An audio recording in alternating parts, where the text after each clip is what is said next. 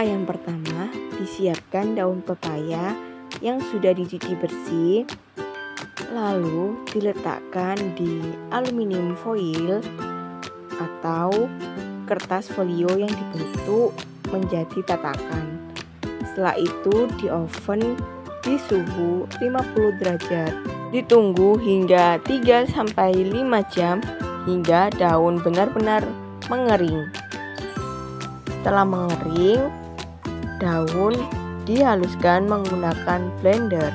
Dihaluskan hingga daun pepaya bertekstur seperti bubuk susu. Jika masih kasar, daun pepaya dihaluskan kembali menggunakan blender. Proses penghalusan daun pepaya menggunakan blender dapat 2-3 kali hingga hasilnya maksimal, karena jika daun kurang halus dapat mempengaruhi pada saat nanti proses penyaringan sarinya. Setelah di blender, disaring menggunakan saringan. Ini bertujuan untuk memisahkan daun pepaya yang sudah halus dengan yang masih bertekstur kasar. Disaring juga menggunakan alat pengaduk sendok agar memudahkan proses penyaringan.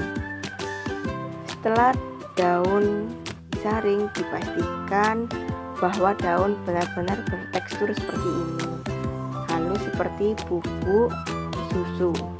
Jika sudah bertekstur seperti ini, maka daun siap digunakan. Serbuk daun pepaya yang sudah benar-benar halus dapat disimpan di plastik. Setelah itu ditimbang hingga 250 gram dan siapkan etanol 96% yang dituang ke gelas ukur sebanyak 250 ml.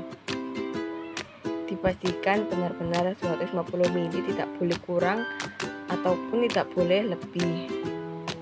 Setelah itu dimasukkan etanol 96% sebanyak 250 ml ke dalam flash kaca yang berisi bubuk daun pepaya. Dituang hingga cepat agar etanol tidak menguap. Lalu ditutup dan ditambahkan alkohol sebanyak 1 botol atau sekitar 1 liter. Dituang semuanya, lalu harus cepat-cepat diaduk menggunakan spatula agar etanol, alkohol, serta ekstrak dapat menjadi satu. Diaduk secara merata dan cepat agar etanol tidak menguap.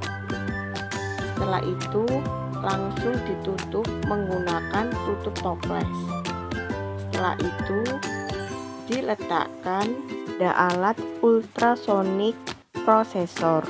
Menggunakan alat ini karena dapat meningkatkan efisiensi ekstraksi, mengurangi waktu ekstraksi, meningkatkan hasil senyawa aktif, mengurangi penggunaan pelarut, serta fleksibilitas untuk berbagai jenis daun. Efisiensi alat ini memungkinkan penggunaan jumlah pelarut yang lebih sedikit sehingga lebih ramah lingkungan. Setelah ekstrak dimasukkan ke dalam alat ini, jangan lupa untuk memasukkan kabel ini ke dalam stop kontak agar alat berfungsi. Alat ini menggunakan suhu 30 derajat. Pengaturan alat ini sangat mudah dipahami. Proses ini ditunggu 30 menit.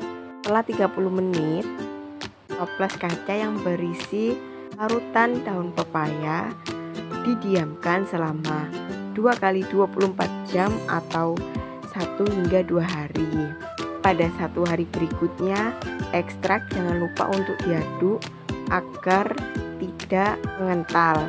Jadi diaduk kembali menggunakan spatula dengan hati-hati dan tidak lupa untuk menutupnya. Setelah didiamkan selama 2 hari, ekstrak dipindahkan ke Erlenmeyer untuk disaring menggunakan kertas saring dan menggunakan corong. Tujuan penggunaan kertas saring untuk memisahkan sari-sari yang berbentuk seperti ampas agar tidak masuk ke dalam larutan ekstrak daun pepaya dan minimalisir adanya kotoran yang masuk ke ekstrak. Jadi perlunya menyaring kembali ekstrak daun pepaya sebelum ekstrak daun pepaya di rotari. Setelah mendapat hasil ekstrak di Erlenmeyer, dipindahkan ke dalam botol plastik terlebih dahulu menggunakan corong. Tujuan dipindahkannya agar ekstrak ditempatkan di wadah yang tertutup, karena setengah dari ekstrak tersebut akan dirotari evaporator terlebih dahulu. Hasil ekstrak yang ada di botol dipindahkan ke dalam botol kaca rotari evaporator, dipasang ke alat rotari evaporator, dipastikan dikunci dengan erat agar sampel tidak jatuh ke bawah. Setelah itu diatur suhu dan sebagainya di komputer rotari evaporator, dipastikan dengan baik, dan saat merotari wajib untuk dijaga karena takut terjadi bumping pada ekstrak. Setelah dirotari selama 2-4 jam, hasil ekstrak asli daun pepaya dipanaskan menggunakan hot plate. Setelah ekstrak dipanaskan, ditunggu hingga dingin, lalu ditimbang hasil ekstrak asli daun pepaya yang diperoleh. Dan jangan lupa mencatat hasilnya.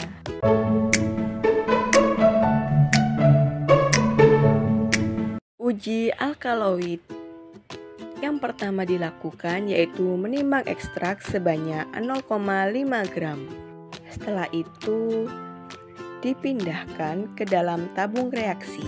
Setelah dipindahkan di tabung reaksi, dimasukkan HCl 1% sebanyak 0,5 ml dan digoyangkan tabung reaksi.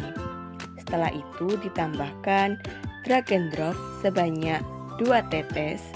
Dan jangan lupa untuk digoyangkan kembali. Setelah itu didapatkan hasilnya menunjukkan positif. Kedua, uji tanin. Yang pertama disiapkan yaitu ditimbang ekstrak sebanyak 0,5 gram dan diletakkan ekstrak yang sudah ditimbang ke dalam tabung reaksi.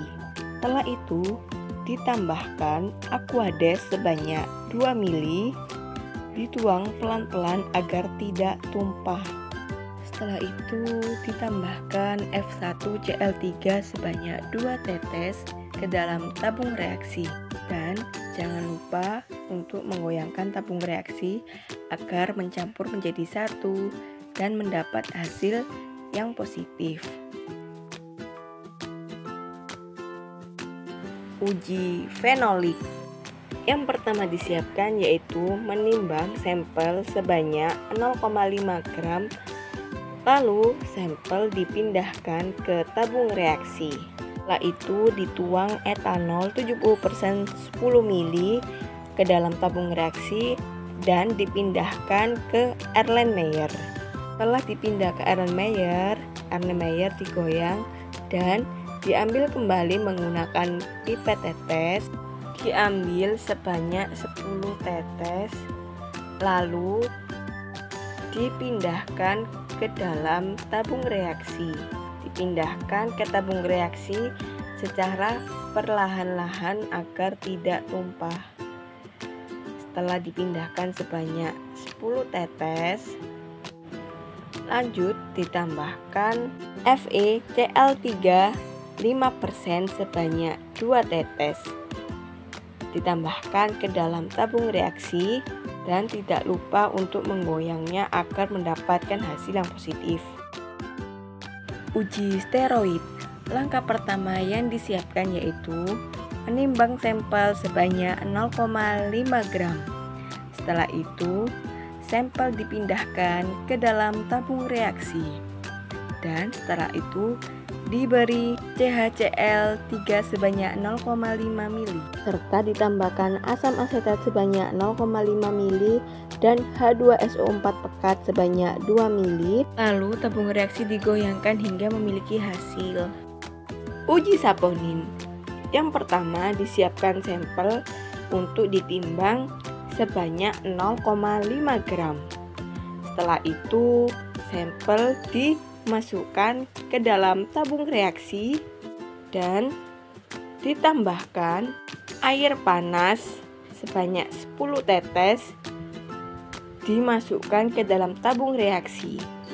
Dan tidak lupa digoyang tabung reaksi secepat mungkin agar muncul buih atau busa. Setelah itu ditambahkan larutan HCl2N sebanyak 1 tetes dan dikocok kembali dalam keadaan buih tetap ada. Uji flavonoid. Yang pertama, disiapkan sampel sebanyak 0,2 gram.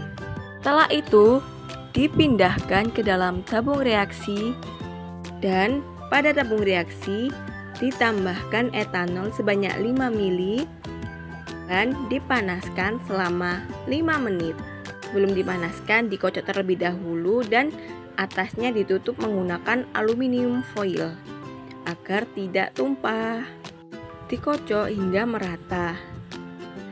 Setelah itu dimasukkan ke dalam panci yang berisi air panas yang mendidih. Selanjutnya ditambah HCl pekat sebanyak 2 tetes dan ditambahkan magnesium sebanyak 0,2 gram, lalu dikocok kembali hingga menghasilkan warna merah bata. Memiliki warna merah bata berarti positif.